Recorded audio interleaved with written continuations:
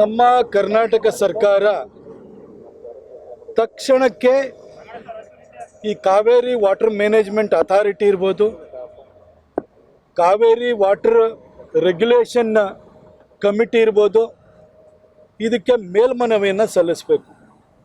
ಯಾಕೆಂತಂದರೆ ನಮ್ಮ ಕರ್ನಾಟಕದಲ್ಲಿರುವಂತಹ ಯಾವುದೇ ದೊಡ್ಡ ಸಣ್ಣ ಅಣೆಕಟ್ಟುಗಳು ಭರ್ತಿಯಾಗಿಲ್ಲ.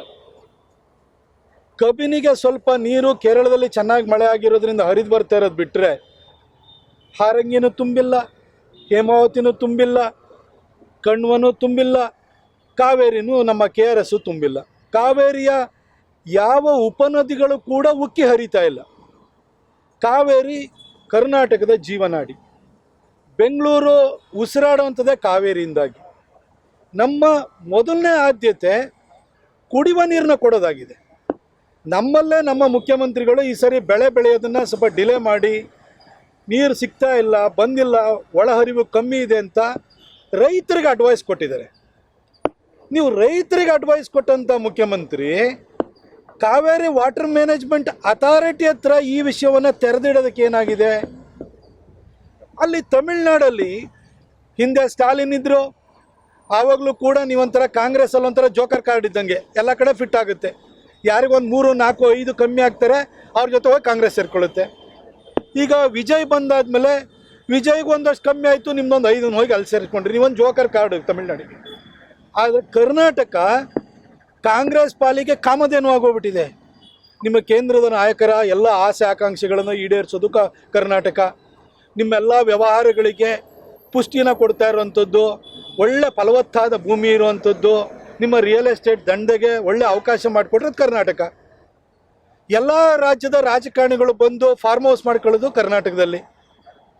ನಾನು ಕಾಂಗ್ರೆಸ್ನವರಿಗೆ ಕೇಳಲಿಕ್ಕೆ ಬಯಸ್ತೀನಿ, ನೀವು ಕರ್ನಾಟಕದ ಹಿತರಕ್ಷಣೆ ಮಾಡೋದು ಯಾವಾಗ? ತಮಿಳ್ನಾಡು ಈ ರೀತಿ ಪದೇ ಪದೇ ಖ್ಯಾತೆ ತೆಗೆಯುವಂಥದ್ದು, ಅವರಿಗೆ ನೀರು ಬಿಡಿ ಅಂತ ಹೇಳೋವಂಥದ್ದು. ನಮ್ಮ KRSಗಿಂತ ಮೆಟ್ಟೂರು ಡ್ಯಾಮು ದೊಡ್ಡದು. KRS ತುಂಬಿದರೆ ನಾವು ಬಿಡ್ಬೋದು.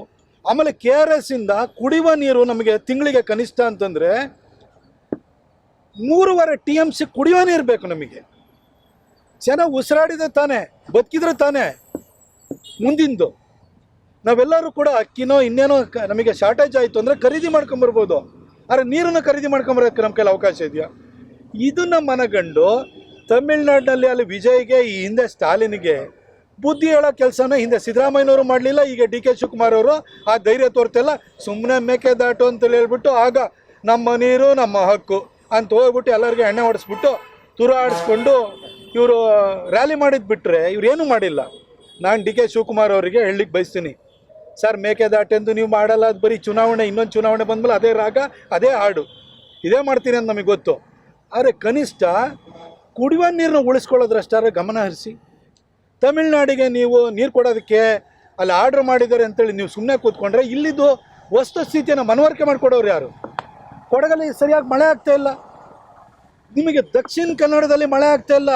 ನಿರೀಕ್ಷಿತ ಮಳೆಗಿಂತ ಮಳೆ 25 ಭಾಗ ಅಷ್ಟೇ ಮಳೆ ಆಗಿರೋದಲ್ಲಿ, ಅಲ್ಲೇ ನೀರಿಗೆ ಹಾಹಾಕಾರ ಆಗುತ್ತೇನೋ ಅನ್ನೋ ಪರಿಸ್ಥಿತಿ ಬಂದಿದೆ.